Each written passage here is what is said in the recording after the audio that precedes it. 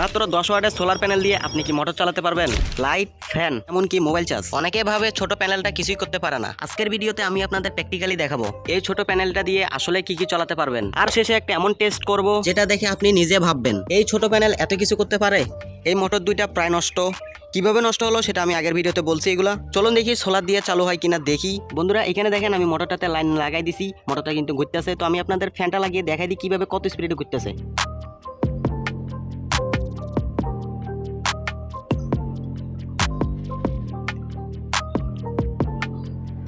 দেখতেছেন বন্ধুরা এই নষ্ট মোটর এটাও ভালো ঘুরতেছে। বন্ধুরা এখানে দেখুন এটা হচ্ছে আরেকটা মোটর, এটা হচ্ছে 775 মোটর। এটা আমার নিজের হাতে তৈরি করা ফ্যান, একটা ছোটখাটো টেবিল ফ্যান। ছোট মোটর এটা তো দেখলেন কিভাবে ঘুরে, এখন বড় এটা লাগিয়ে দেখি কেমন ঘুরে। আমি লাইনটা কানেকশন করে দিই, এখন শুধু তার এটা এখানে লাগাই দিলে হবে, ব্যাস আমাদের ফ্যানটা ঘুরবে। বন্ধুরা দেখেন ফ্যানটা কিন্তু ঘুরতেছে আমাদের, এটা একটু জোরে ঘুরতেছে কারণ এই মোটরটা একটু ভালো। তো আপনারা হয়তো ভাবতে পারেন কি এটার ভিতরে একটা ব্যাটারি আছে, না গাইস এটার নিচে কোনো ব্যাটারি নাই। আমি দেখাই, দেখতেছেন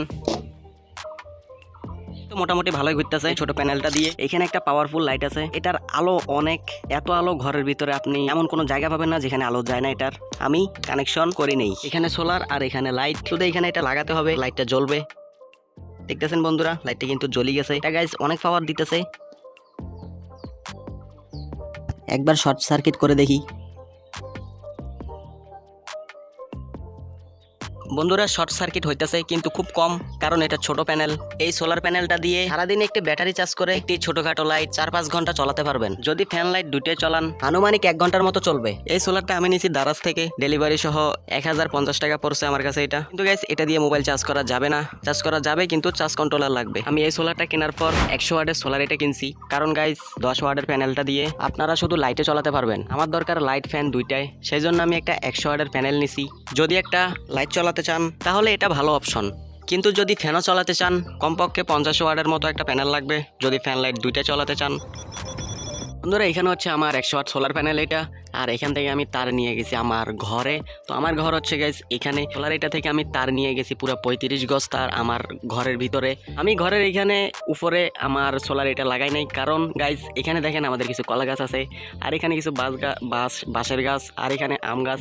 সকালবেলা যখন সূর্যটা উঠে এখানে গাইস টিনের ভিতরে রোদ পড়ে না, সেই জন্য গাইস আমি এই ঘরেটার ভিতরে এখানে আমি সোলার এটা লাগাইছি। এখানে দেখেন গাইস আমি একটা লাইট লাগিয়ে রাখছি, তো আমি সব ভিতরে বন্ধ করে রাখছি, এখন সুইচ দিলেও কাজ হবে না। তো এটা হচ্ছে আমাদের ওই গেটের বাইরের লাইট এটা আর এটা হচ্ছে এখানে লাইট এটা। তো আমার কাছে তার কিছু শর্ট ছিল, আমার কাছে টাকাও ছিল না, সেই জন্য আমি গেছি আমার কাছে ডিসের তার ছিল, আমি ডিসের তার এটা লাগিয়ে ফেলছি। তো আমি কীভাবে লাগালাম সেটা যদি জানতে চান কমেন্টে জানায়েন। তো এটা হচ্ছে গাইস আমার রুম, এখানে জানালা দিয়ে নিয়ে গেছি পুরো সবগুলো তার, ভিতরে আমার বোর্ড টোড সব কিছুই আছে। দেখতেছেন এখানে হচ্ছে সোলারের তার, এটা হচ্ছে মেন তার, এটা ভিতরে গেছে চার্জ কন্ট্রোলারের মধ্যে, আর সেখান থেকে সবকিছুতে লাইন গেছে। তো বন্ধুরা আজকে কিন্তু রোদ উঠতেছে আবার চলে যাইতেছে, রোদ উঠতেছে আবার চলে যাইতেছে, সেজন্য গাইস মাঝে মধ্যে পাওয়ারটা আসতেছে আবার যাইতেছে। আর ভিডিওটাতে একটা লাইক করে চ্যানেলটা সাবস্ক্রাইব করে দিয়েন। ধন্যবাদ বন্ধুরা এতটুকু ভিডিওটা দেখার জন্য।